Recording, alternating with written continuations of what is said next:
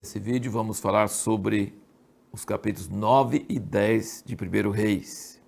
Perguntamos no último vídeo, qual foi a resposta de Deus para essa tremenda oração do capítulo 8. Deus respondeu Salomão de noite, como tinha aparecido para ele da outra vez, quando ele perguntou para Salomão o que Salomão queria, pede o que quiseres, e Salomão pediu sabedoria. Aqui Deus aparece para Salomão de noite, novamente, provavelmente em sonho, como tinha sido outra vez, e respondeu pontualmente a tudo que Salomão tinha pedido. E ele fez uma promessa maravilhosa. Ele diz no versículo 3, ouvi a tua oração, a tua súplica que fizeste perante mim, santifiquei essa casa que edificaste, a fim de pôr ali o meu nome para sempre. E os meus olhos e o meu coração estão ali todos os dias. Ou seja, aquela casa recebeu da parte de Deus o privilégio de ser um lugar onde Deus estaria olhando todo dia, para sempre. Um ponto de contato entre o céu e a terra. Salomão tinha até pedido, se alguém de outro povo orasse, que Deus respondesse, para mostrar para todos os povos que ele é Deus de Israel e que aquela casa era o lugar certo para falar com ele. E ainda no versículo 4 ele diz, e se tu andares perante mim, como andou Davi teu pai. O que ele quer? O que ele fala de Davi?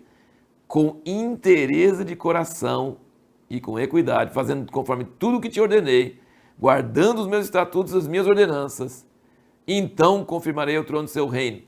Então, vamos ver aqui, ele fala assim, se você guardar os estatutos e as ordenanças e andar como Davi andou, com inteireza de coração, eu vou estabelecer, confirmar o seu trono para sempre. Agora, se você não andar, e aí você vê nos próximos versículos, ele fala, e se encurvar, ele fala de encurvar, de adorar, de se abaixar, de sujeitar a ídolos, a outros deuses. Então, ele falou, o povo de Israel será expulso da sua terra e essa casa será uma vergonha. E foi exatamente isso que aconteceu depois na história de Israel, infelizmente. Deus não colocou o seu nome lá permanentemente e não pôde ficar com seus olhos abertos, seu coração direto, porque eles serviram ídolos, serviram outros deuses. Mas eu queria só voltar um pouquinho para essa questão. Quando Deus fala, cumprir como Davi cumpriu, guardando meus estatutos, as minhas ordenanças, o que Deus quer dizer com isso? Porque isso traz um pouco de dúvida na nossa mente. Será que a gente vai ter que guardar, para agradar a Deus, a gente tem que guardar tudo que ele fala em Êxodo, Levítico, Números, Deuteronômio, todos aqueles detalhes sobre os sacrifícios, todos aqueles detalhes sobre os sacerdotes. Mas veja bem, em Gênesis 26, quando Deus aparece para Isaac, ele diz o seguinte, versículo 5, porquanto Abraão obedeceu a minha voz e guardou meu mandato, os meus preceitos, os meus estatutos e as minhas leis. Ora, Moisés ia vir muitos tempos depois, séculos depois. Então as leis não tinham sido dadas. E Abraão não seguia lei nenhuma, pelo que se percebe, alguma coisa, não tinha nada escrito, nenhuma lei, nenhuma ordenança. E pelo que parece, nem o sábado ele sabia da circuncisão, Deus deu a circuncisão para ele. Mas o sábado veio depois com Moisés, pelo que parece. A gente não sabe, pelo menos pelas escrituras. Então, quando Deus... E Davi, gente, Davi não era muito, assim, observante de detalhes. Ele até errou demais porque levou a arca num carro novo de bois. Ele nem buscou o tabernáculo, fez uma tendazinha qualquer e pôs a arca lá dentro. Então, ele não fazia sacrifício igual Moisés mandava, ele não seguia os detalhes. Quando Deus está falando sobre seus estatutos, seus juízos, seus mandamentos, ele não está falando sobre a pessoa ser detalhista, perfeccionista, ele está falando sobre servir a Deus com todo o seu coração, inteireza de coração. E se você fizer isso diante de mim, como Davi fez, então eu vou estar contigo. É lógico que tudo que se alguém ama a Deus e está de todo o coração, vai cumprir todos os mandamentos, todas as ordenanças que ele souber.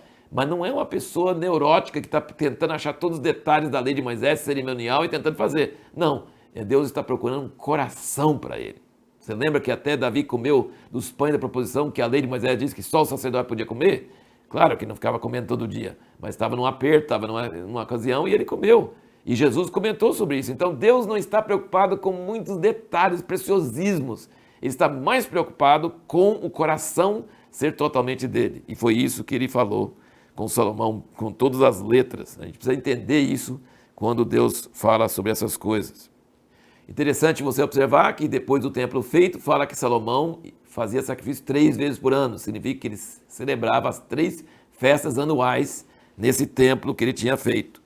E é muito interessante ver que a rainha de Sabá veio de tão longe, e Jesus comenta sobre isso, porque ela ouviu falar da sabedoria de Salomão. E então Jesus até comenta sobre isso, que ela veio de longe para ouvir a sabedoria de Salomão. E veja bem, todo boato, todo noticiário, toda coisa que as pessoas falam, eles sempre ampliam, sempre exageram. Mas aqui ela fala para Salomão que nem a metade eles falaram. Então, em vez de exagerar, o pessoal não tinha conseguido falar da grandeza de Salomão e do tamanho da sua sabedoria. Ela voltou embasbacada, impressionada com a sabedoria de Salomão. Isso é uma coisa notável. E fala novamente que toda a terra procurava a sabedoria de Salomão, que Deus tinha colocado no coração dele. Então, a honra da sabedoria de Salomão não era de Salomão, a honra era de Deus. Deus colocou a sabedoria no coração de Salomão. E a pergunta que nós vamos responder no próximo vídeo é: por que receber dons de Deus não garante nem que seremos salvos? Você pode receber dom de Deus tremendo e nem ser salvo.